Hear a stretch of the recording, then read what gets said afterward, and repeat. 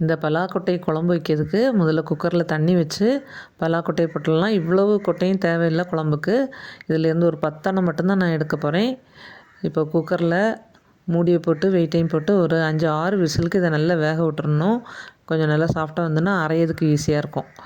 இப்போ ப்ரெஷர் போயாச்சு. இதிலேருந்து ஒரு 10 கொட்டை மட்டும் எடுத்திருக்கேன். எடுத்து அந்த வெள்ளைத்தோல் ப்ரௌன் தோல் ரெண்டையும் எடுத்துடணும். ப்ரௌன் தோல் இருந்தால் குழம்புக்கு கலர் நல்லா இருக்காது. அதனால் அதையும் இந்த மாதிரி எடுத்துடலாம். எடுத்துகிட்டு இப்போ மிக்ஸி ஜாரில் ஒரு 3 இல்லாட்டி 4 டேபிள் ஸ்பூன் தேங்காய், 3 பச்சை மிளகாய், 3 பல் பூண்டு, 1/4 ஸ்பூனுக்கும் கம்மியாக ஜீரகம், 1/4 ஸ்பூனுக்கும் கம்மியாக மஞ்சள் தூள், காரத்துக்கு ஏற்ற மாதிரி மிளகாய் தூளையும் போட்டுக்கோங்க. ஏற்கனவே பச்சை மிளகாயும் போட்டிருக்கோம். ஆனால் நான் போட்டிருக்க பச்சை மிளகாய் அவ்வளோ காரம் இல்லை. இதை மிக்சியில் வச்சு முதல்ல ஒருக்க பொடிச்சிட்டு வந்து அதுக்கப்புறமா நம்ம வேக வச்சுருக்க கொட்டையிலேருந்து ஒரு 10 கொட்டை எடுத்து போட்டிருக்கேன். போட்டு தண்ணி ஊற்றி நல்லா நைஸாக அரைச்சிடணும். இப்போ அடுப்பில் ஒரு மண்சட்டி வச்சுருக்கேன். தேங்காய் எண்ணெய் ஊற்றி கடுகு, காய்ந்த மிளகாய், கருவேப்பிலை தாளிச்சிட்டு நம்ம அரைச்சி வச்சுருக்க அந்த அரைப்பையும் ஊற்றிடலாம். மிக்ஸி ஜாரில் கொஞ்சம் தண்ணி ஊற்றி அதையும் ஊற்றிடலாம். இது எவ்வளோ திக்காக வேணுமோ அந்த அளவுக்கு நீங்கள் தண்ணி பார்த்து ஊற்றிக்கலாம்.